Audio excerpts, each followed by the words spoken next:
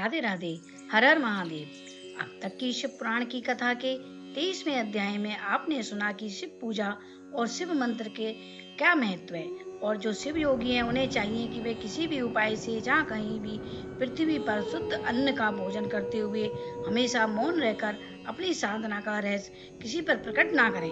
भक्तों के सामने ही शिव के महत्व को प्रकट करें, क्योंकि शिव मंत्र के रहस्य को भगवान शिव ही जानते हैं, दूसरा नहीं।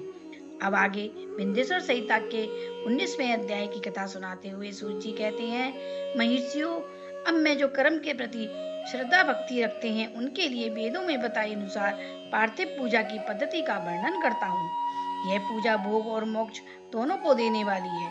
पहले बताई हुई विधि के अनुसार विधि पूर्वक स्नान और संध्या उपासना करके पहले ब्रह्म यज्ञ करें।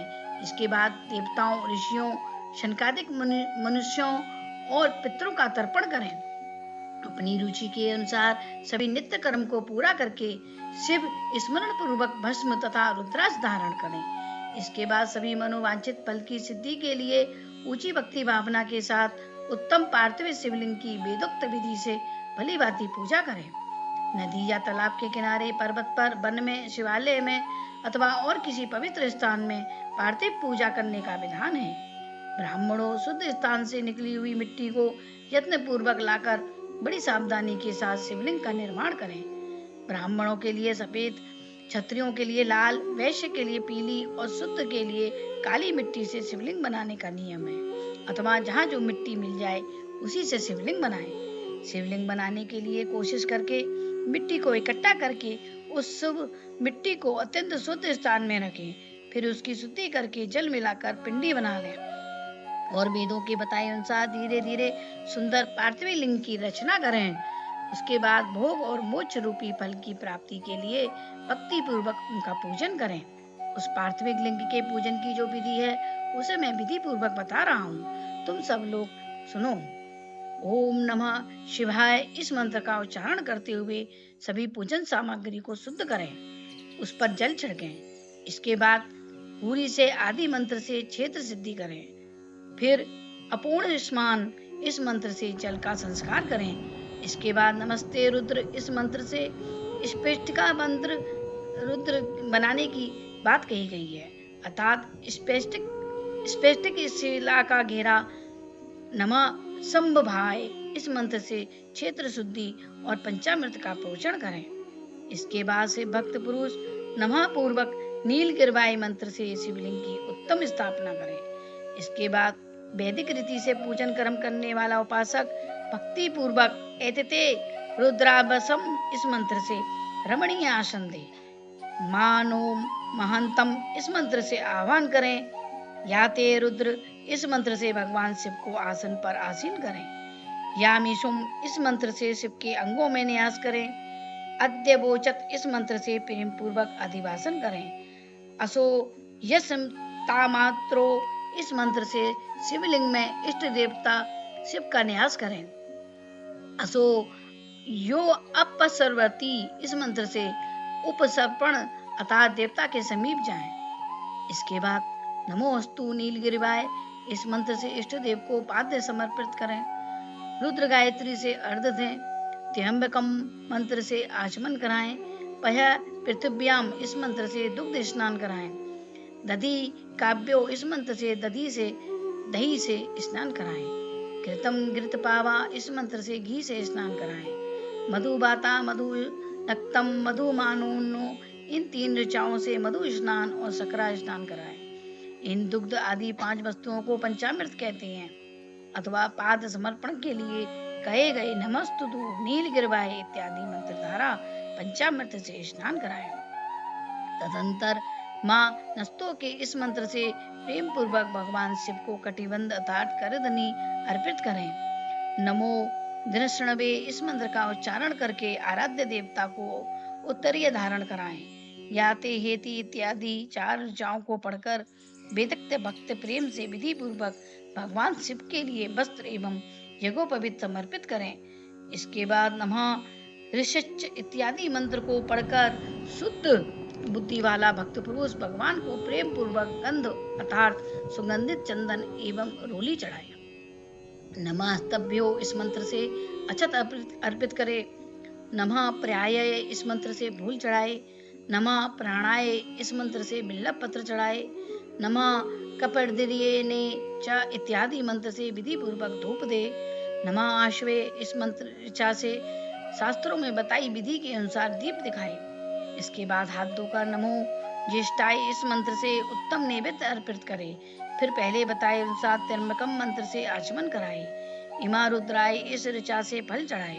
फिर नमो वृक्षजाय इस मंत्र से भगवान शिव को अपना सब कुछ समर्पित कर दे। इसके बाद मानो महानतम तथा मानस्तों के इन पूर्व में बताए 2 मंत्रों द्वारा केवल चावल से 11 रुद्रों का पूजन करें। फिर हिरण्यगर्भ इत्यादि मंत्र से 3 ऋचाओं के रूप में पढ़ी जाती है।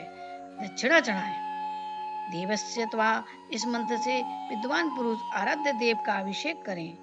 दीपक के लिए बताए हुए नम आश्वे इत्यादि मंत्र से भगवान शिव की आरती करें। इसके बाद इमा रुद्राय आदि 3 ऋचाओं से भक्ति पूर्वक रुद्रदेव को पुष्पांजलि चढ़ाएं।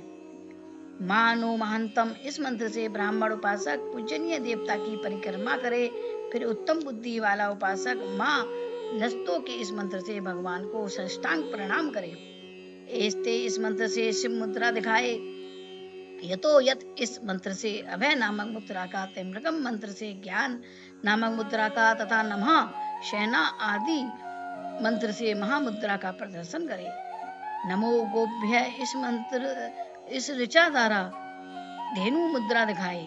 इस तरह 5 मुद्राओं का प्रदर्शन करके शिव संबंधी मंत्रों का जप करे अथवा वेदज्ञ पुरुष शतरुद्रीय मंत्रों की आवृत्ति करे।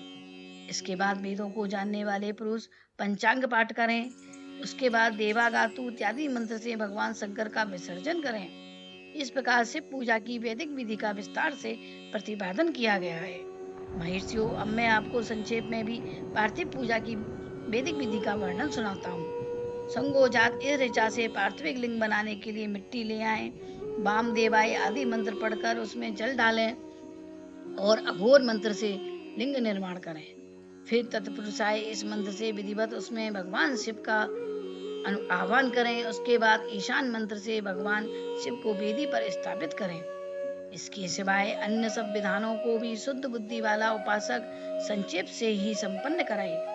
इसके बाद विद्वान पुरुष पंचाक्षर मंत्र से अथवा गुरु के दिए हुए अन्य किसी शिव संबंधी मंत्र से 16 उपचारों द्वारा विधिवत पूजा करे अथवा भवाय भवनाशाय महादेवाय धीमहि उग्राय उग्रनाशाय सर्वाय शशि मौलिने इस मंत्र से विद्वान उपासक भगवान शंकर की पूजा करे।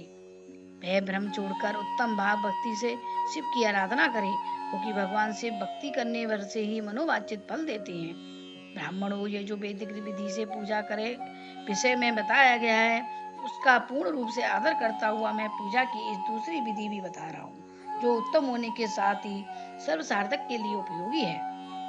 मुनिवरों, पार्थिव लिंग की पूजा भगवान शिव के नामों से बताई गई है। वह पूजा संपूर्ण अभिष्टों को देने वाली है। मैं उसे बताता हूँ, सुनो।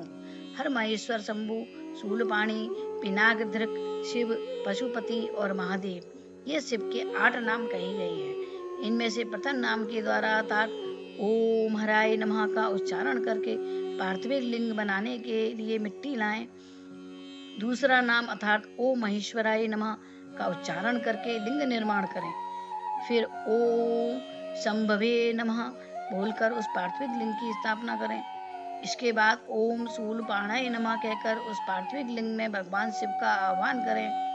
ओम पिनाकधृसे नमः कहकर उस शिवलिंग को नहलाएं। ओम शिवाय नमः बोलकर उसकी पूजा करें। फिर ओम पशुपते नमः कहकर क्षमा प्रार्थना करें और अंत में ओम महादेवाय नमः कहकर आराध्य देव का विसर्जन कर दें। प्रत्येक नाम के आदि में ओंकार और अंत में चतुर्थी विभक्ति के साथ नमः पद लगाकर बड़े आनंद और भक्ति भाव से पूजा संबंधी सभी कार्य करने चाहिए। षडाक्षर मंत्र से अंगन्यास और करन्यास की विधि भलीभांति संपन्न करके फिर नीचे बताए अनुसार ध्यान करें। जो कैलाश पर्वत पर एक सुंदर सिंहासन के मध्य भाग में विराजमान है, जिनके वाम भाग में वाम भगवती उमा उनसे सटकर बैठी हैं।